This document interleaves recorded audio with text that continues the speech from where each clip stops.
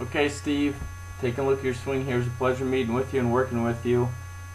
You certainly got a lot better during the lesson, and I have confidence you'll get a lot better moving forward.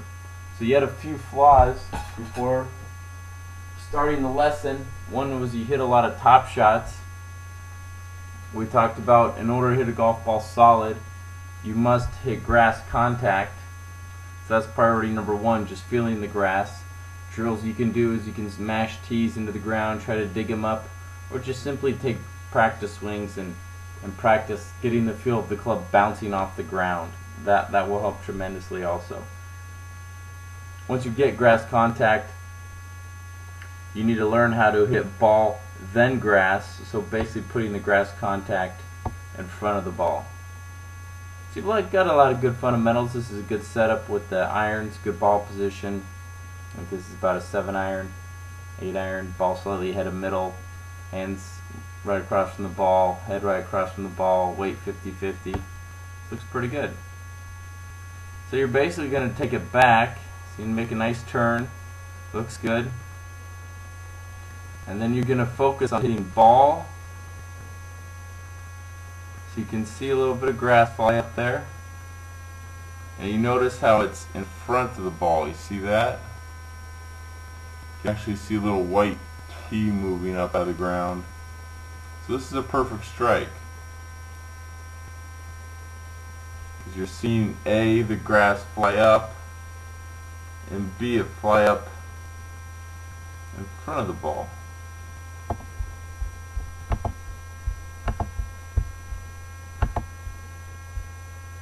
Bring a tour player on here. This is Adam Scott, second best player in the world. Watch how he hits the ball. You can definitely see his divot way in front. I mean, look at that grass fly up. Club comes down,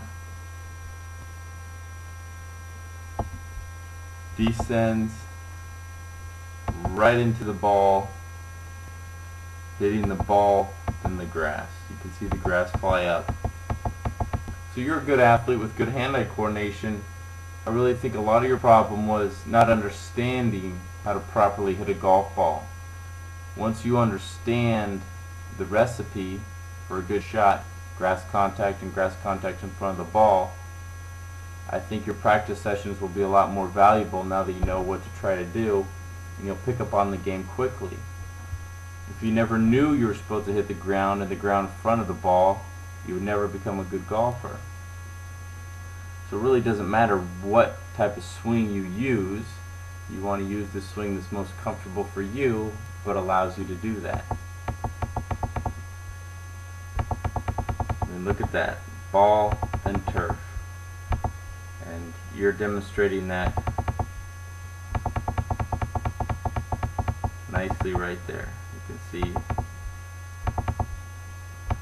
And then you go into a pretty good finish.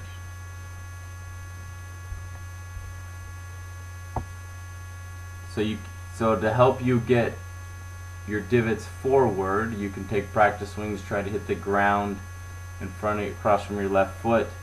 You can put a tee in the ground, put the club right in front of it, try to make the mark in front of it, or just simply looking down at the ball, understanding that you're supposed to hit the ball then the ground.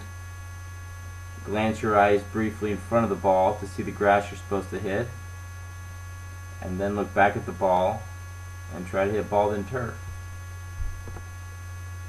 So that covers two flaws, the top shots and hitting too far behind the ball. Another one of your flaws was slicing the ball to the right. That came from an open club face. Basically the inside part of the club, the heel was getting there before the toe of the club, the outer edge. And I want the outer edge to get there first to cure the slice. So you got to imagine knifing the bag with the outer edge of the club.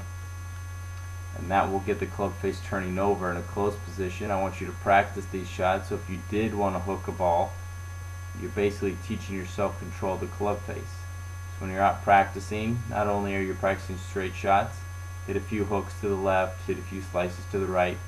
Just practice getting control of that club face. It'll be a really good exercise for you. And then when you get into the driver, let me see if I gotta.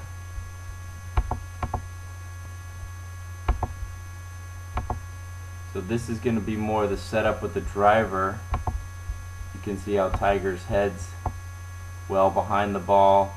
His right shoulder's lower than the left. He's tilted more behind. That's going to encourage him to catch it on the upswing. So with the driver, you don't want to hit the grass. You want to clip the tee out of the ground. So the tee should have moved after you hit the shot. If you start popping them up or hitting the ground, make a few baseball swings. That will level out your swing. But remember, if you hit one bad shot, don't overanalyze it.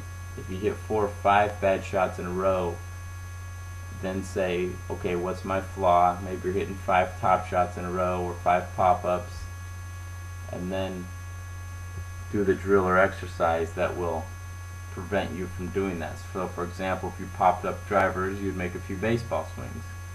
If you hit some top shots, you'd take some practice swings hitting the grass. If you were hitting too far behind the ball repeatedly, you would take some practice swings, try and hit the dirt in front of your left foot. If you were slicing the ball, you take some practice swings, imagine there's a bag there, getting the toe of the club into the bag. So you have all the solutions, but don't jump to them too quickly, because most likely you pull up another ball because you probably won't slice it again or top it again or something like that. But if it does happen, you can start to work on your game and what you need. So you did a great job with the full swing. I definitely think you're going to get a lot better.